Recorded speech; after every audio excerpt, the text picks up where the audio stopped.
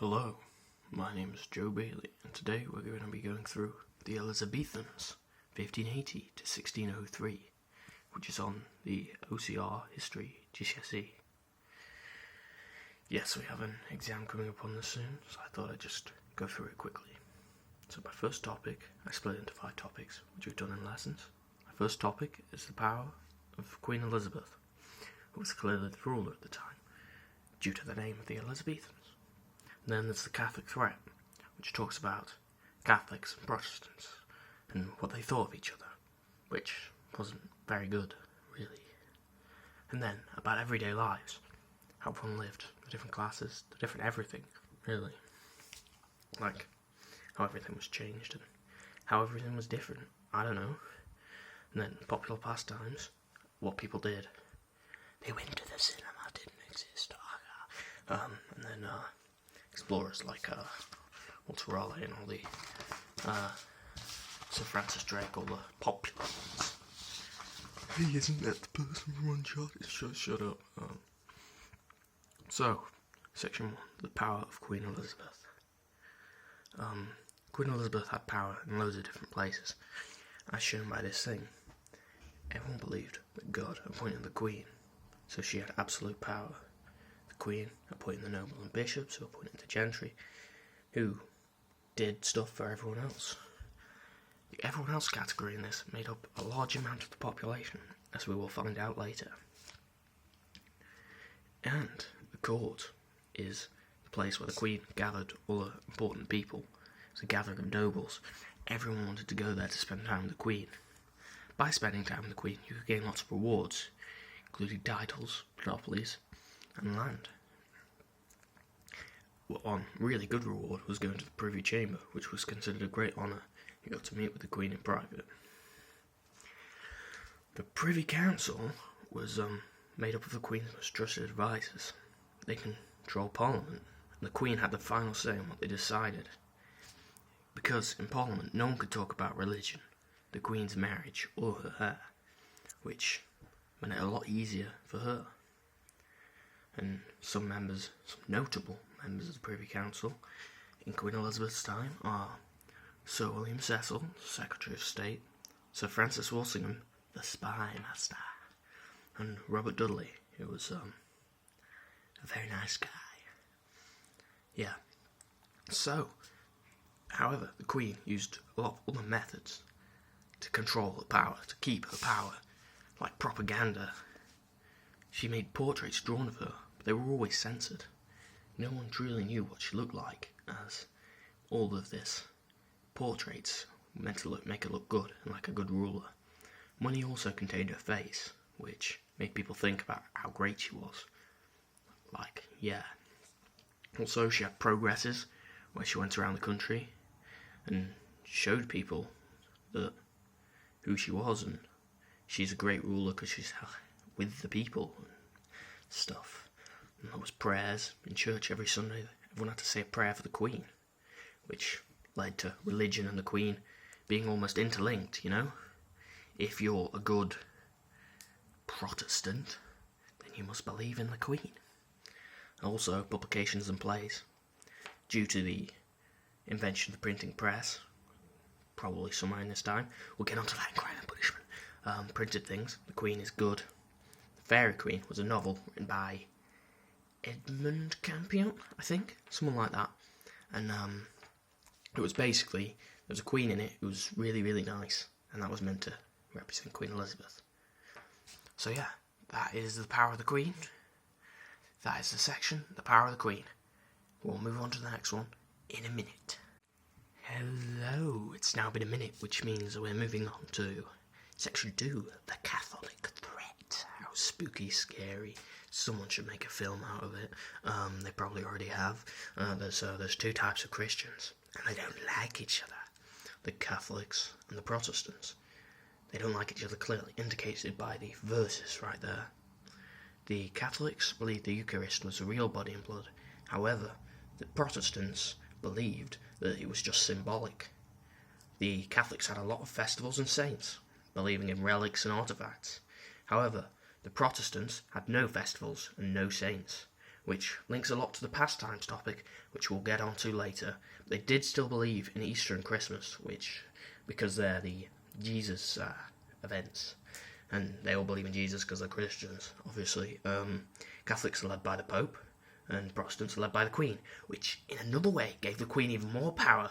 See what I'm saying? No, let's not go back there. So, yeah, Protestants had plain churches, Catholics had decorated churches, and in 1570, the Pope, who was Pope Pius V, just figured that one out, excommunicated from England, which meant that Catholicism was no longer followed in England. They blocked the people there from using it. Well, not really. They just said, if you follow Queen Elizabeth, you're not a real Catholic, because she has no right to rule. Yeah. He was probably a very nice guy. So, more about the Catholic threat. Queen Elizabeth and her Parliament, who she fully controlled, created a lot of laws against Catholics. A lot of acts. So, where was the first act? The Act of Uniformity in 1559. Everyone has to go to the Protestant Mass, or they'll get fined. Yeah, fined. It doesn't mean they'll be fined, it means they'll have to pay money, which is not fine. Act of Supremacy in 1559. You have to, if you get asked who is the head of the church, you have to say the Queen. If you say it's not, that's treason. It's bad luck, isn't it? Someone just comes up to you. Who is the head of the church? You don't get to say what you believe in. It's kind of sad, really. So, I think laws against Catholics were extremely harsh in this time. For example, there was an act against priests made in 1585, whereby helping or sheltering a priest, you would receive the death penalty. Also, by being a priest, you would receive the death penalty. Because of the harshness of these acts, I think it partially led to many plots against Protestantism. Well, mostly by Catholics. They wanted to break out of this. They wanted to get rid of Elizabeth and replace her with Mary Queen of Scots, who was a Catholic. It makes sense. With a Catholic ruler, the Catholics would get all their rights back, you know? So yeah, Mary Queen of Scots was a Catholic rival to the throne.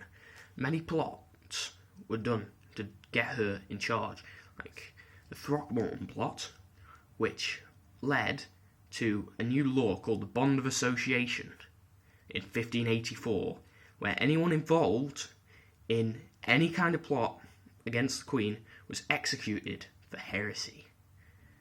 I think that's what it... No, not heresy, is it? Yeah, treason. Just treason. Sorry about that.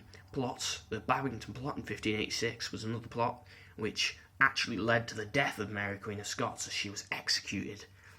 Another part of this Bond of Association, which seemed a very extreme... Well, not really. I mean, they were all involved in it. So, another Catholic thing that happened is, well, priests.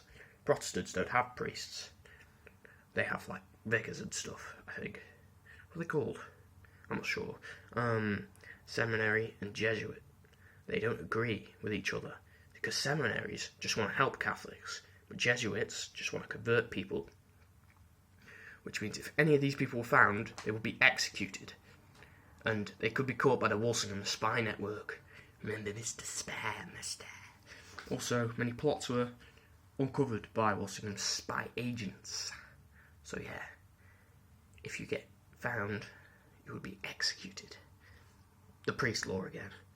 And then Spanish Armada, 1588, there was Catholics. And the Catholics were from Spain. They came across and they lost.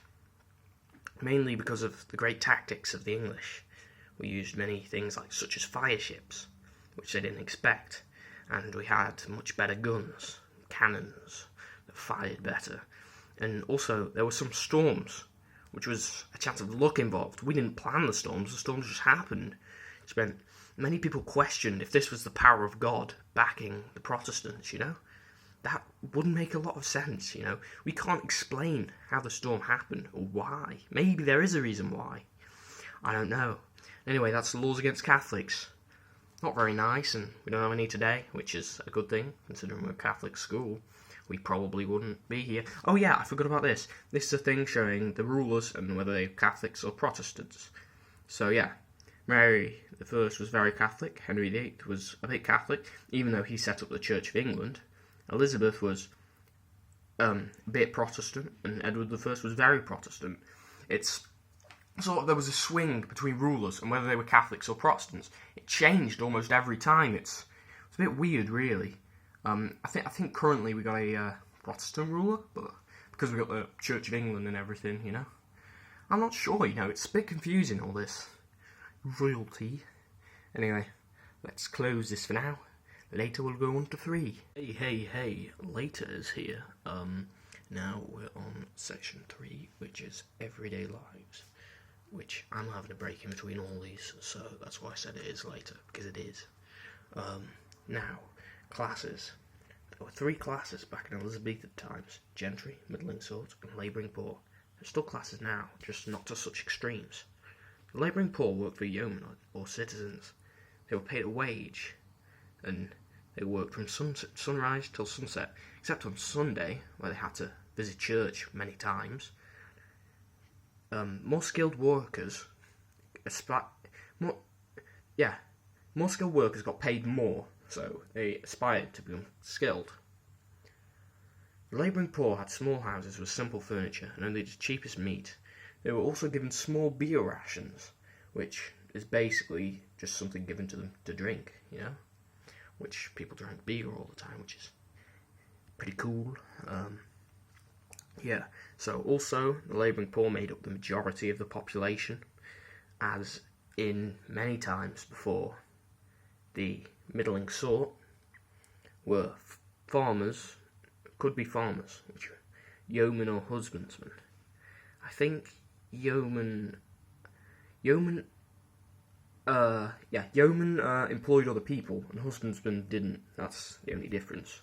They both owned farms. Business owners, which are craftsmen or tradesmen, and all the middling sort had bigger houses than the poor, but smaller houses than the gentry. They wanted to become the gentry. The gentry was like the top tier, like the best place you could be, the best person anyone could be, but barely any people ever got to be gentry. It was mostly just people from noble bloodlines. So, what are we doing? They got big houses, got rare food, including spices and exotic meats. Spices, as we know, only new in these times, as the explorers discovered them, as we will discover later. There were landowners, JPs, wealthy merchants. They had silver cutlery, and they were constantly showing their wealth and status, you know. Not like one person in your class who just constantly shows off all the time. Yeah, that's gentry. Joking. Where were we? Elizabethan lives. So now we've gone through the classes. We'll go through what happened for the poor.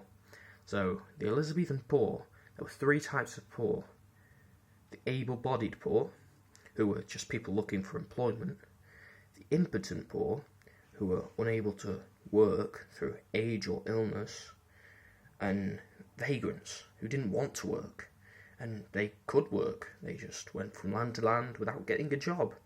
They also committed quite a few crimes due to them leading to starvation. Many people became vagrants after bad harvests because there was no food going around, so some people had to run around and take things from people. It's kind of sad, really, especially due to the increasing population. More people, you need more. If there's more people, they need more jobs, and sometimes there just wasn't enough for them. Even the able-bodied poor, they're looking for employment. It doesn't mean it's there, you know? Vagrants, if they were caught just wandering around, the first time they were caught, they get whipped, and the second time they get executed, which seems quite extreme by today's standards. Most things back then were. Yes, the next section is Elizabethan family. Yeah, not Queen Elizabeth's family, just general families in Elizabethan times. Death and remarry. So a lot of people died in Elizabethan times. There's widespread of diseases, a lot of wars, stuff like that. So, people would remarry if their partner died. Also, in Elizabethan families were not large because a quarter of children die. That's kind of sad. Gentry and nobles marry for their reputation, so they'd marry people of a similar class, marry people who would get them more money, yeah, and others didn't have to because they were just normal, everyday people, they didn't allow sex outside of marriage, and that's mainly because it was forbidden by the church. They were very, despite not being Catholics anymore, they were still very religious people. People in general married late or mid-20s due to the lack of money, and that didn't matter for the gentry, so the gentry could marry any time, really. Well, yeah, okay, so that's everyday lives. That's what it was like for everyone back then. I think that's all. Yeah, okay. Joe out. Hello again. This is section number 4, popular pastimes, which should prove to be interesting. So, some people consider the Elizabethan times a golden age of culture and merriment, and there are reasons why this is true and reasons against it. So, for example, yes, there was a growth of education, there was new music, new literature, the printing press, which led to many new things. Shakespeare also wrote plays for everyone, which meant everyone could see plays, which would originally have been only reserved for people of high classes. Reasons why it wasn't is the fact that innocent people hung as witches. There were wide class divisions, I mean extremely wide class divisions, and there were Puritans who opposed theatres and other festivities. Oh, Puritans. Scary people. Anyway, let's move on. Popular pastimes, so theatres, they were very popular. Everyone liked it, except the Puritans. They hated it. They thought, people are away from the church, we don't like this. People are committing crimes. There are Catholic miracle plays. Catholic miracle plays were created a long time before theatres. In a way, it's how theatres were created, out of that idea. And the Puritans are basically extreme Protestants, but the Puritans didn't like that at all. They thought, ooh, this is leading off of their ideas, we don't like them. Anyway, many other popular pastimes included festivities.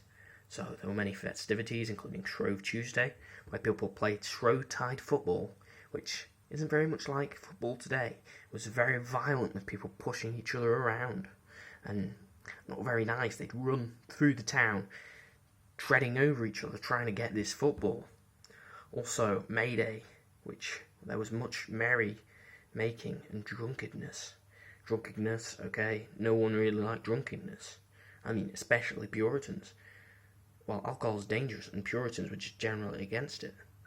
And alcohol in general just escalated violence, which made violent things even more violent, Also, the idea of alcohol, there were many alehouses back in Elizabethan times where lots of gambling, crime and sex took place, and the Puritans definitely didn't like that. Also, other festivals included Christmas, those 12 days of celebration. It was a holy day, which meant that Puritans said they should be in the church, not messing around doing all this festival nonsense. Anyway, another thing was, on Christmas, wassailers sang around trees and fired guns to scare off evil spirits, and the Puritans believed this was a heathen idea, so a pagan idea, so they were completely against it. The same with wits and rush bearing. We shouldn't be doing this. This is made by people who we don't agree with, Puritans being against all these things was important, as Puritans had a lot of power on a local level. They also had a lot of superstition about the devil and witchcraft, which probably also led to many more witchcraft. Innocent people hung as witches, considered as witches. So Puritans, their power on a local level it had a lot more influence than you would have thought, because in that time there was no big transport, there was no connection between everything everywhere, which meant power at a local level went a lot further, which we can prove as festivals started to decline due to Puritans. Hello, everyone. I believe it's about time we start section 5, Explorers. Now, these are series explorers, not not the ones with the scout uniforms, okay? So the first explorer we're going to talk about is my friend and yours, Dr. John Dee. Great man. He taught all the sailors how to navigate, and he was the first to imagine the idea of a British Empire, which would have a massive impact on the future, as the Empire just brought in a lot of money for our country and a lot of power. At one point, it was the most powerful empire in the world. That was John Dee's idea. This could rival Spain's empire. It did, you know? And Dr. John Dee was the one person who managed to persuade the Queen to invest in the colonisation of America, because she needed to claim her right to rule America. Don't exactly know why she had a right, but that's what John Dee told her, and she believed it, so respect, man. Second explorer I'm going to talk about is probably the most famous of the lot, Sir Francis Drake, who improved maps for other explorers. He claimed California for the Queen, and he was the first Englishman to sail around the world. Although he was a slightly controversial character, as he stole some Spanish gold, so people from Spain thought he was a little more than a pirate, but in England we praise him as the first person to sail around the world from England, and a great guy who claimed California. He also helped defeat the Spanish Armada, which is probably the thing he was most well known for. Sir Francis Drake's boat was called the Golden Hind, and it's a very nice boat. And the next person I'm going to talk about is Ralph Fitch, who was the first Englishman to discover the potential of trade with East Asia, which led to India as becoming a part of the Commonwealth, which was very significant in England's history. He documented the journey and wrote about where things are, which helped other people find drugs, spices and diamonds, which were on the Spice Islands, which I think is some place in Asia. He did some stuff there, which, as I say, that is probably his most significant legacy, you know? Made a big difference. And then the next person is Humphrey Gilbert, who died in a shipwreck on his way back from founding the first colony in Newfoundland, which unfortunately didn't last. Many first colonies didn't last. It was similar with the Roanoke disappearance. Kind of confusing, really. So that was the first colony in the British Empire, Newfoundland, which is somewhere around Canada, I think, now. So, Walter Raleigh, he discovered new goods, tobacco and potatoes, by going to America. He funded the setting up of a colony, Roanoke, and found information about Native Americans. He, unfortunately, Roanoke failed as a colony, as in 1590 it was found destroyed. A lot of information about Native Americans was found out by the English from that, as a man called John White painted a lot of things. And they were very nice paintings, and they were probably in no way biased, because he was friends with the natives. So yeah, this colony, Roanoke, was destroyed, but it brought us so many things. Tobacco, potatoes, not at the same time. Probably isn't that nice at the same time. Info about Native Americans, so we wouldn't know a lot of things if this didn't happen. It was interesting, especially the destruction of it. There are many myths and legends around what really happened. So the last explorer we've got here is James Lancaster, who created the first warehouse in the East Indies, which really opened up trade. He failed his first voyage due to the Portuguese, but he still continued and went on to set up the East India Company, which he gained a spices monopoly. And it went on to control all of India and give it to the British Empire. So it was kind of the joint work of James Lancaster's efforts and Ralph Fitch's efforts that really got India as a part of the empire at that point, which, as I've said, has a great impact. Although the empire wouldn't even exist without Dr. John Dee. All of these people contributed to how we see the world and how we got the empire and how our country has evolved over time, the Commonwealth, everything. And that, my friends, is the Elizabethans, 1580 to 1603. This is a big sheet, and I'm very impressed by it. Goodbye.